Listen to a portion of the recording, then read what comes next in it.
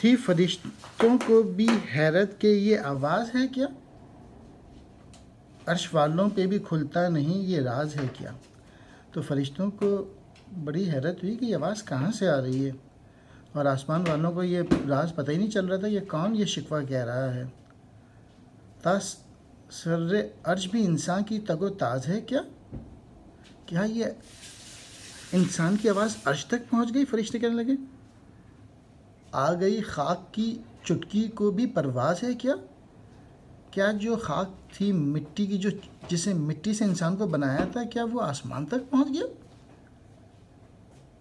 غافل آداب سے سکان زمیں کیسے ہیں، شوخ و گستاخ یہ پستی کے مکیں کیسے ہیں۔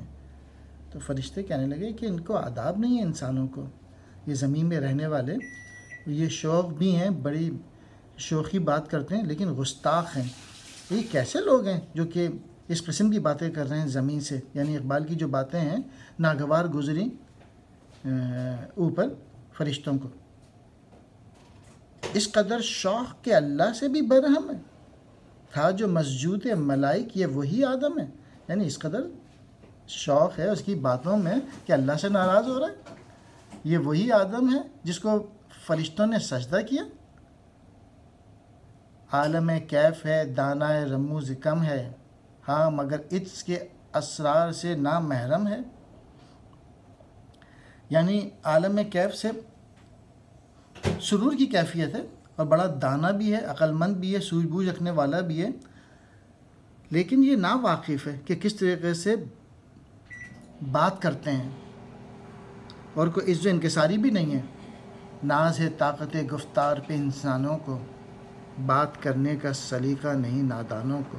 تو اوپر فرشتوں نے کہا کہ یہ جو ہے نا اسے بات کرنا بھی نہیں آتی ہے، زبان تو ہے اس کے پاس، آئی آواز غم انگیز ہے افسانہ تیرا، اشک بیتاب سے لبریز ہے پیمانہ تیرا۔ پھر اوپر سے آواز آئی آسمان سے اقبال کو کہ بھائی تیرا جو افسانہ ہے نا یہ واقعی بڑا غم انگیز ہے، رلا دینے والا ہے، تو نے جو کی ہے، جو شکوہ کہا ہے، واقعی آسماں گیر ہوا نعرہ مستانہ تیرا، کس قدر شوق زباں ہے دل دیوانہ تیرا۔ یعنی تو فرشتے آپس میں بات کرتے ہوئے کہنے لگے کہ بھائی اس کا جو آسمان تک پہنچ گیا ہے، اس کا جو نعرہ ہے، اس کا جو شکوہ ہے، اور کس قدر شوق زباں ہے دل دیوانہ تیرا، اور اس کا جو دل ہے بڑا پیشن سے اس نے کہا ہے، اور یہ اوپر تک پہنچ گیا، یہ اس کی باتیں شکوہ۔ شکر شکوے کو کیا حسن ادا سے تو نے، ہم سخن کر دیا بندوں کو خدا سے تو نے۔ اور پھر آخر میں اقبال کہتے ہیں کہ جس طریقے سے شکوے کا انداز کیا ہے بہت ہی خوب ہے، بہت ہی پیارے انداز میں شکوہ کہا ہے، اور اس طریقے سے بندوں کو بھی اپنے رب سے ہم کلام کر دیے۔